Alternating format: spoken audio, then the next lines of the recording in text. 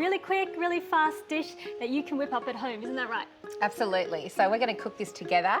I'm so excited to share with you this dish, one of my favourites. It's a prawn and basil spaghettini. Oh, that sounds amazing. So shall we get started? Yeah, let's get started. Pop those into the pan, get those nice and hot, and then flambe with the ricard. And it caramelizes beautifully. So here we go. Wow, that's really warm, so make sure you step back when you do that one. And maybe a little bit of salt and pepper to finish. Right, Truby, are you going to share some with me? I am. All right, let's do it.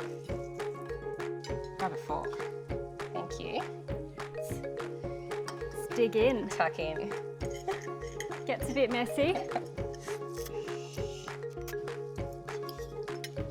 Oh wow, that is amazing. Oh, delicious, if I might say so myself. Thank you so much Oh, for my sharing this pleasure. with us today.